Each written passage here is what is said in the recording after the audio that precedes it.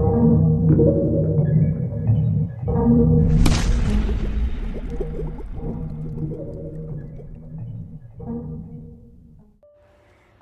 Bapak Ibu yang dikasihi Tuhan.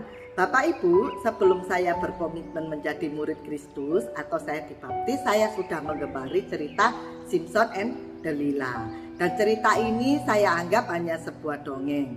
Ternyata cerita Simson diambil di dalam Alkitab, di dalam Hakim-Hakim, yaitu Hakim-Hakim pasal 13, 14, 15 yang akan kita renungkan hari ini. Seperti kita ketahui, Simson ini seperti tokoh Avenger yaitu Thor. Dia adalah tokoh yang kuat, gagah, perkasa dan tidak dapat dikalahkan. Dan keperkasaan Simson ini yaitu dia dapat mengalahkan singa dengan tangan kosong. Lalu dia dapat menangkap 300 anjing hutan atau biasa disebut fox.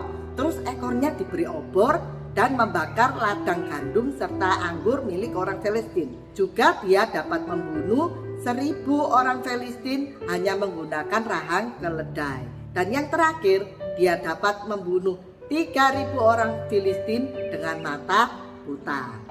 Tetapi ternyata Simson ini dapat dikalahkan karena keinginan kedagingannya akan wanita, yaitu dia menunjukkan kelemahan dirinya.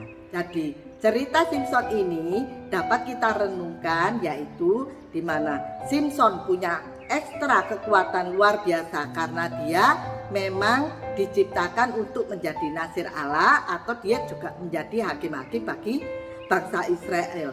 Tetapi Simson tidak tahu bahwa kekuatannya ini dari Allah, sehingga dia melakukan hidupnya dengan seenaknya sendiri.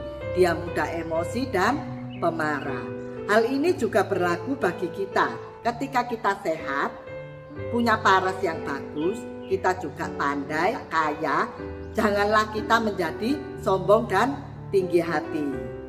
Ingat, semua hal ini berasal dari Tuhan. Sebab setiap tindakan yang kita lakukan akan ada konsekuensi yang akan kita terima, di mana sebagai prinsip tabur tuai. Yaitu jika kita berlaku tidak benar, maka berujung pada kesusahan.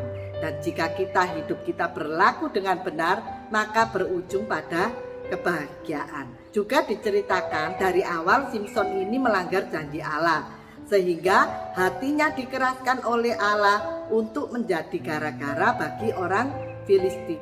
Cerita ini sama seperti Fir'aun yang hatinya dikeraskan untuk melawan Musa. Jadi pelanggaran Simson yaitu melanggar hukum Musa mengenai menyentuh bangkai mayat singa untuk mengambil madunya. Juga dia mencari istri atau pasangan hidup yang bukan dari kaumnya, sebab istri dan kekasihnya Delila adalah orang Filistin.